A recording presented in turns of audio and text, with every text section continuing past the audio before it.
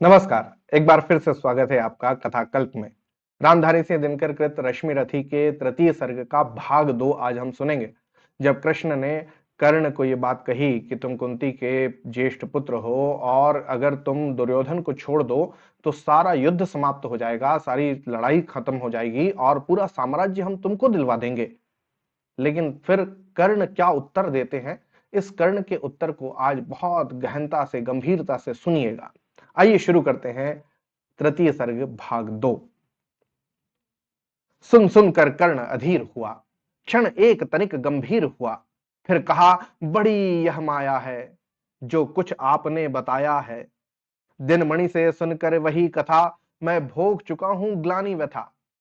जब ध्यान जन्म का धरता हूं उन्मत्त यह सोचा करता हूं कैसी होगी वह मां कराल।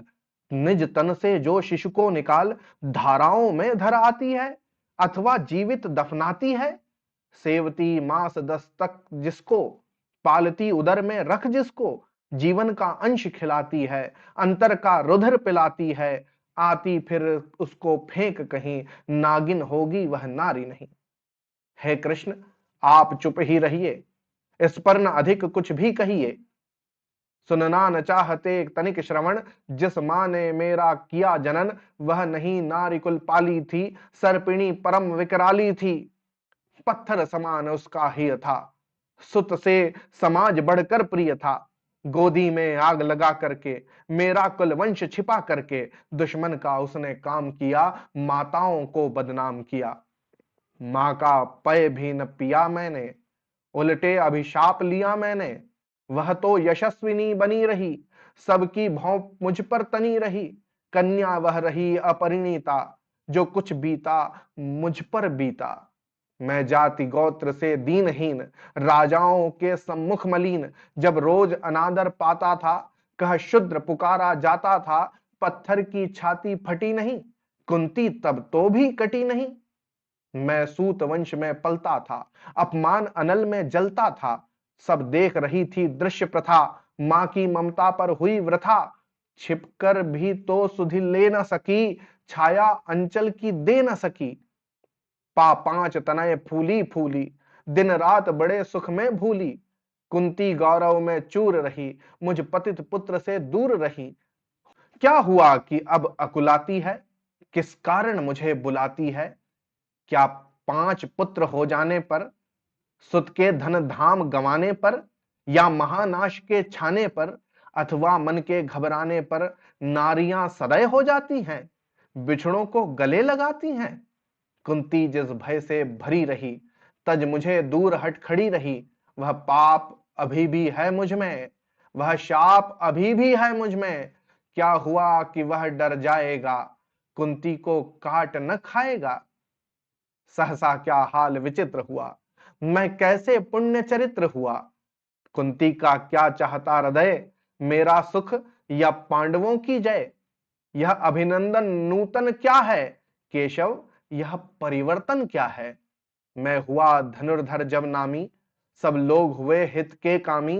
पर ऐसा भी था एक समय, जब यह समाज निष्ठुर निर्दय किंचित न स्नेह दर्शाता था, विष व्यंग सदा बरसाता था।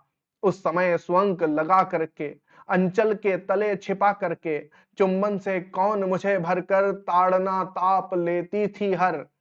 राधा को छोड़ भजूं किसको, जननी है वही तजूं किसको।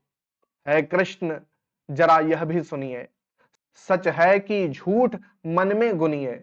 धूलों में मैं था पड़ा हुआ, किसका स्नेह पा बड़ा हुआ। किसने मुझको सम्मान दिया, नृपता दे महिमा वान किया। अपना विकास अवरुद्ध देख, सारे समाज को क्रुद्ध देख। भीतर जब टूट चुका था मन, आ गया अचानक दुर्योधन।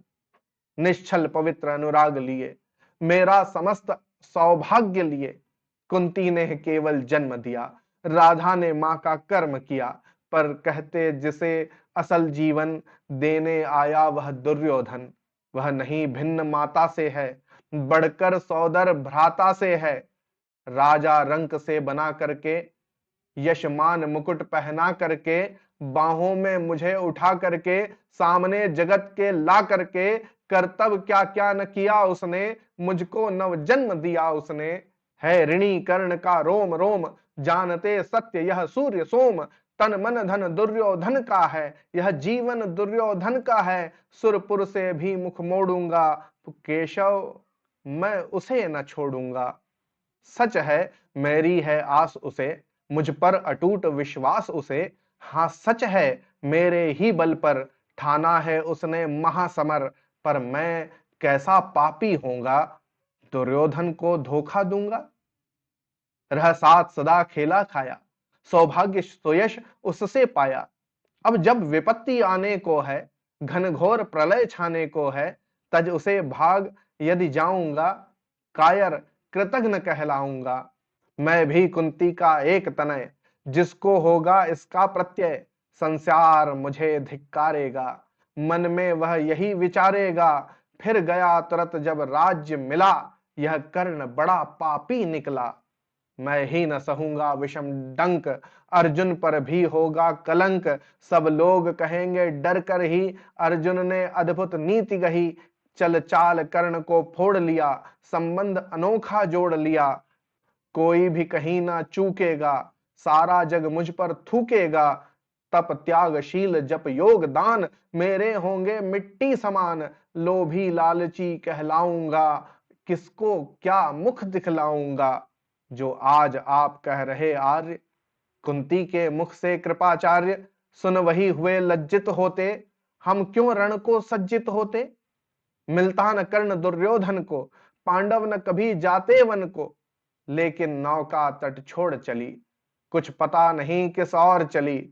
यह बीच नदी की धारा है, सूझता न कूल किनारा है। ले लील भले यह धार मुझे, लौटना नहीं स्वीकार मुझे। धर्माधिराज का ज्येष्ठ बनूं, भारत में सबसे श्रेष्ठ बनूं। कुल की पोशाक पहन करके, सिर उठा चलूं कुछ तन करके। इस झूठ मूठ में रस क्या है केशव, यह सुयश सुयश क्या है। सिर पर कुलीनता का टीका, भीतर जीवन का रस फीका। अपना न नाम जो ले सकते, परिचय न तेज से दे सकते। ऐसे भी कुछ नर होते हैं, कुल को खाते और खोते हैं। विक्रमी पुरुष लेकिन सिर पर, चलता न छत्र पुरखों का धर। अपना बल तेज जगाता है, सम्मान जगत से पाता है। सब देख उसे ललचाते हैं, कर विविध यत्न अपनाते हैं। कुल जाति नहीं साधन मेरा, पुरुषार्थ एक बस धन मेरा। कुल ने तो मुझको फेंक दिया, मैंने हिम्मत से काम लिया। अब वंश चकित भरमाया है, खुद मुझे ढूंढने आया है। लेकिन मैं लौट चलूंगा क्या, अपने प्रण से विचरूंगा क्या। रण में कुरुपति का विजय वरण, या पार्थ हाथ कर्ण का मरण। हे कृष्ण यही मति मेरी है, तीसरी नहीं गति मेरी है। मैत्री की बड़ी सुखद छाया, शीतल हो जाती है काया। धिक्कार योग्य होगा वह नर, जो पाकर भी ऐसा तरुवर। हो अलग खड़ा कटवाता है, खुद आप नहीं कट जाता है। जिस नर की बाह गही मैंने, जिस तरु की छाह गही मैंने। उस पर न वार चलने दूंगा, कैसे कुठार चलने दूंगा। जीते जी उसे बचाऊंगा, या आप स्वयं कट जाऊंगा। मित्रता बड़ा अनमोल रतन, कब उसे तौल सकता है धन। धरती की तो है क्या बिसात, आ जाए अगर बैकुंठ हाथ। उसको भी न्योछावर कर दूं, कुरुपति के चरणों में धर दूं। सिर लिए स्कंध पर चलता हूं, उस दिन के लिए मचलता हूं। यदि चले वज्र दुर्योधन पर, ले लूं बढ़कर अपने ऊपर। कटवा दूं उसके लिए गला, चाहिए मुझे क्या और भला। सम्राट बनेंगे धर्मराज, या पाएगा कुरुराज ताज। लड़ना भर मेरा काम रहा, दुर्योधन का संग्राम रहा। मुझको न कहीं कुछ पाना है, केवल ऋण मात्र चुकाना है। कुरुराज्य चाहता मैं कब हूं, साम्राज्य चाहता मैं कब हूं। क्या नहीं आपने भी जाना, मुझको न आज तक पहचाना। जीवन का मूल्य समझता हूं, धन को मैं धूल समझता हूं। धन राशि जोगना लक्ष्य नहीं, साम्राज्य भोगना लक्ष्य नहीं, भुजबल से कर संसार विजय, अगणित समृद्धियों का संचय, दे दिया मित्र दुर्योधन को, तृष्णा छू भी न सकी मन को। है वैभव विलास की चाह नहीं, अपनी कोई परवाह नहीं, बस यही चाहता हूं केवल, दान की देव सरिता निर्मल, करतल से झरती रहे सदा, निर्धन को भरती रहे सदा। तुच्छ है राज्य क्या है कैशव, पाता क्या नर कर प्राप्त विभव, चिंता प्रभूत अत्यल्प हास, कुछ चाक चिक्य कुछ पल विलास, पर वह भी यहीं गवाना है, कुछ साथ नहीं ले जाना है। मुझसे मनुष्य जो होते हैं, कंचन का भार न ढोते हैं, पाते हैं धन बिकराने को, लाते हैं रतन लुटाने को, जग से न कभी कुछ लेते हैं, दान ही हृदय का देते हैं। प्रासादों के कनकाब शिखर होते, कबूतरों के ही घर, महलों में गरुड़ न होता है, कंचन पर कभी न सोता है, रहता वह कहीं पहाड़ों में, शैलों की फटी दरारों में, होकर सुख समृद्धि के अधीन, मानव होता निज तप क्षीण, सत्ता किरीट मणिमय आसन, करते मनुष्य का तेज हरण, नर विभव हेतु ललचाता है, पर वही मनुज को खाता है।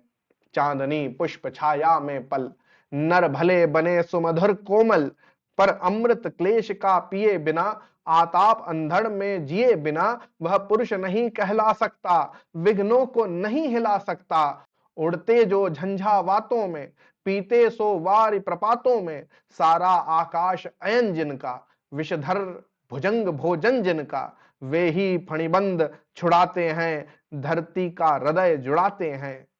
मैं गरुड़ कृष्ण मैं पक्षीराज, सिर पर ना चाहिए मुझे ताज, दुर्योधन पर है विपद घोर, सकता न किसी विधि उसे छोड़, रणखेत पाटना है मुझको, अहिपाश काटना है मुझको, संग्राम सिंधु लहराता है, सामने प्रलय गहराता है, रह रह कर भुजा फड़कती है, बिजली सी नसें कड़कती हैं, चाहता तरत मैं कूद पड़ूं, जीतूं कि समर में डूब मरूं।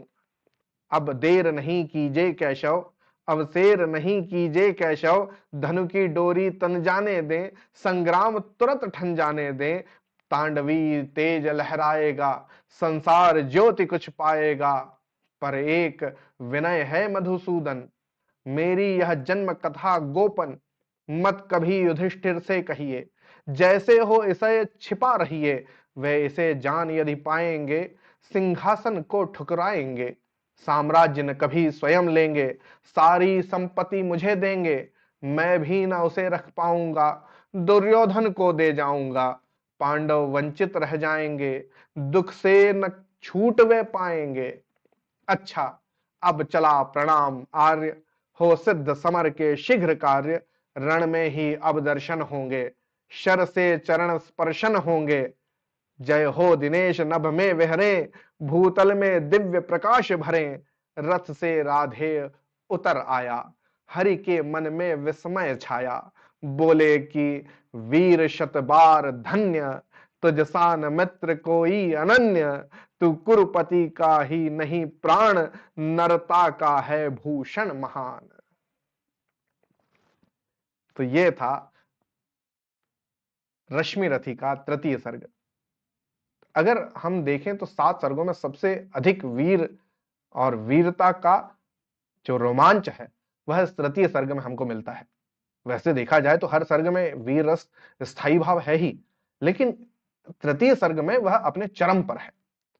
एक तरफ जहां विस्मय भी है, भगवान कृष्ण का विराट स्वरूप का जो वर्णन किया है दिनकर जी ने, वह कमाल है, अप्रतिम है। और दूसरी तरफ जो एक चरित्र निर्माण, कर्ण का जो चरित्र निर्माण का वर्णन उन्होंने किया, वह भी कमाल है। आपको कैसी लग रही है ये रचना, जरूर बताइएगा। होती है अगली कहानी में फिर मुलाकात, तब तक के लिए धन्यवाद और जय हिंद।